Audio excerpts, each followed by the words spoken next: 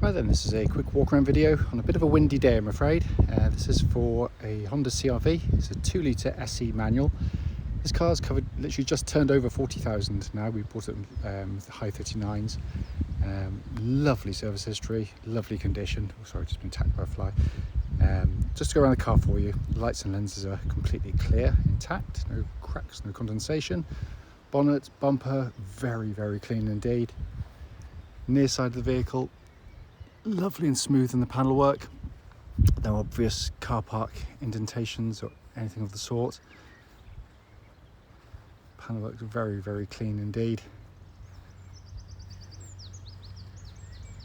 Come around the back, bumper corners, again all very nice. Back on the back bumper on the top, again really clean. Not always the case, because obviously estate cars can have things slid in and out, but this one's got away gently. And then offside, again very, very clean in the panel work. There are obviously going to be the odd very, very light little marks somewhere on the car, but to all intents and purposes it's in very, very, very nice condition. Coming to the boot area, massive boot, kept in beautiful condition, helped by the load line you can see fitted there as well. Let's go into the back of the car now. For some reason the video makes the seats look a bit pinky in the middle. They're not, they're black, so ignore the video in that sense, but it is in lovely condition. Again, coming to the front, sorry, the sun's decided to come out, which is lovely, but absolutely awful for videos. And again, the front seats are in beautiful condition. Inside, they're not pink, they are black. Finally coming on the driver's side, again all very, very, very clean, and repeat the fact that is a black seat, not one with pink middle to it at all. So inside the car now, just driven into the shade actually, so it's slightly better for the video. Dashboard looks pretty much as new, it's in beautiful condition. Up there, if I put the car into reverse, get that lovely clear gridded parking camera, all working exactly as it's meant to do. So it's been kept absolutely beautifully. And then up to the dash binnacle, you see 40,148 miles. There are no warning lights on the dashboard at all.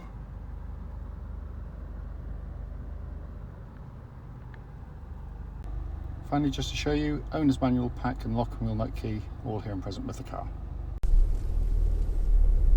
Right then, this is a quick road test video, and this is for a Honda CR-V. It's a 2-litre SE manual. This car is registered SJ63DPO and with a mileage of just 40,134 recorded. The reason for all of our videos, especially actually this section of the video, the road test section, is to ensure that if anyone's online, they get to see any of our cars advertised actually in operation. The reason we feel it's important is very simple. We just want to, like so many people, we've been to see lots of cars which have looked perfectly good in photographs and descriptions, only to get there and to find out that there's a fundamental issue which we'd much rather know about before setting off. So hence that's why we do it.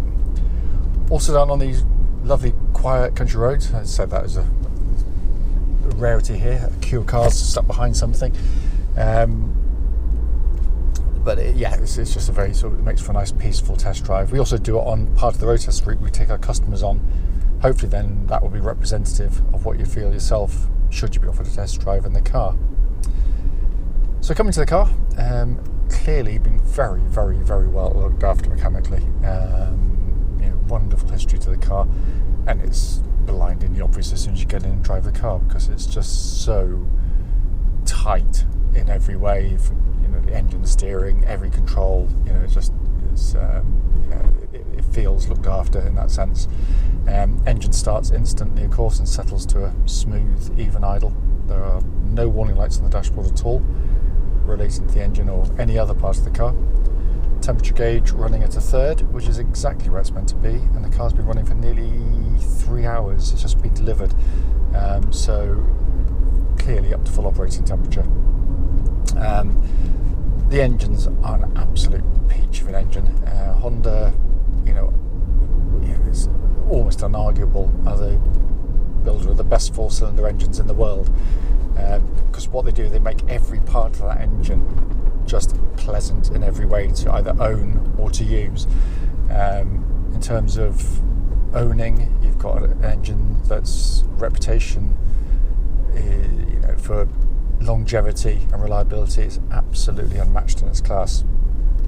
They've got timing chains, there's no cam belts to worry about, but also in their use, it's just a lovely, lovely engine. It's sweet sounding, it pulls all the way through the rev range keenly, economically, and with a real mechanical refinement that comes with Honda engineering. It's just a wonderful engine. I've got one in our CR-V. We've got a 2-litre manual, different spec, but mechanically the same.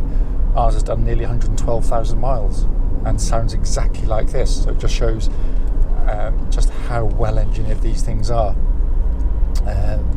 Engine then feeds through into the clutch and gearbox of the car. Clutch in the car, as you'd expect, is absolutely perfect. Bike point spot on. There's no squeaks or groans when engaging or disengaging.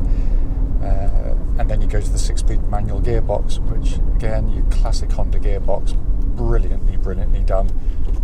It's got, unlike so many of its competitors, which seem to have kind of like a vague, lifeless, it's almost like you just stir the gear shift somewhere in the direction of its selector. This is just, it's also borderline sporty. It really is, in terms of the gearbox, at least anyway. So the gear change, is brilliant. Always has been on the CR-Vs, and its positioning the gear lever absolutely fantastic as well. Exactly where you'd want it. Your hand naturally falls to it, and that feels exactly as it would have done when it was new, by the way.